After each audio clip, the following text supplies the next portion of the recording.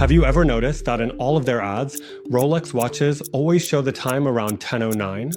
They've been doing this for decades. A coincidence? And it's not just Rolexes. The same time is shown by Omegas, Breitlings, Cartiers, and also tag Heuer, Seiko, IWC's, Casio.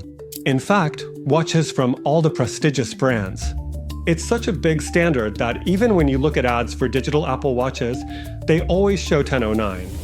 That's right, it can't be just a coincidence. Come on, stop telling us fairy tales.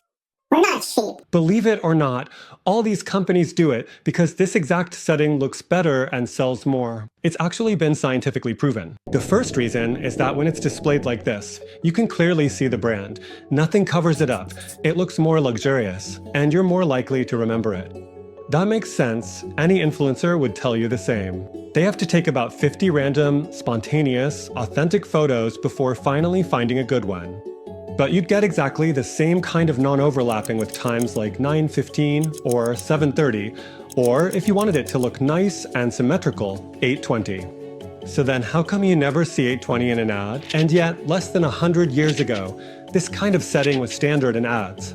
And that brings us to the second reason, which is much more surprising. This exact shape, this position of the hands, actually sells better. Why would I be joking about that? Because in this setting, the hands create a happy, smiling face. Happy, happy, happy. The technical term for this is pareidolia, and in short, it means that the human brain sees things in the world around it that aren't actually there. Just for fun, what do you see in these pictures? Not just one, but two dogs? The body of a beautiful woman? A singing group? A cactus climbing up a rock? Or an angry vampire? There are actually tons of examples like this, and no matter how hard you try, your brain just can't help but see them. The joke that cracked me up the most was about the American who chased a Chinese spy balloon for over 300 kilometers. I mean, it was a joke, right? Right?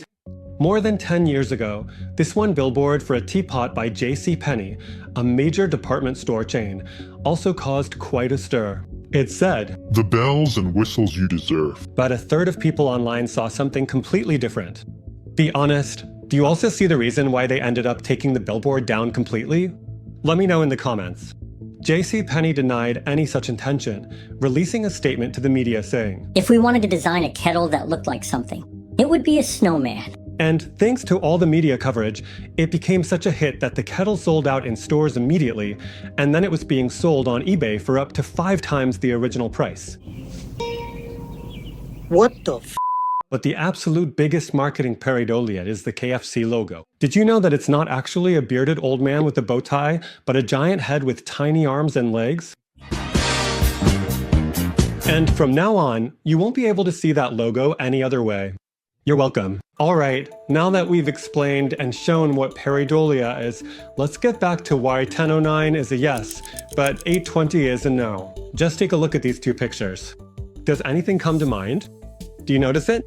It wasn't until 2017 that a group of researchers from Germany conducted 2 experiments, thanks to which the public was, for the first time, convinced by hard data why manufacturers set it up that way. They conducted the tests on 46 test subjects, 20 men and 26 women, because women are better at perceiving facial expressions and emotions, and therefore are more likely to have their decision-making influenced. The researchers showed each participant 20 types of watches with dials set to 3 different times.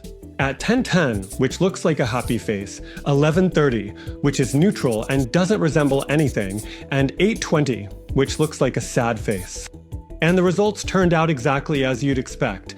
10:10 not only evoked much stronger feelings of happiness and joy, but also significantly increased the chances that the customer would buy it, without even realizing that this time setting had any effect. And what does this mean for me and my marketing if I'm not selling watches, you ask? Am I trying to convince you to start designing your products so they look like a smiling face? Well, if you can pull it off, go for it. It definitely won't hurt you.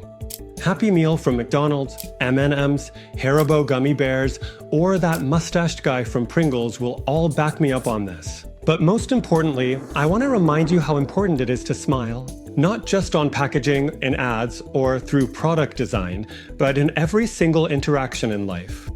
An ordinary smile has the power to make you feel better, more content, and happier, but your family, colleagues, and customers will instantly feel it too. Smile. And that, in turn, naturally leads to better results, greater satisfaction, higher numbers. In short, you'll get more bonuses and go on a nicer vacation. See? Just look at all the wisdom and resources you can access thanks to that simple watch dial on your wrist.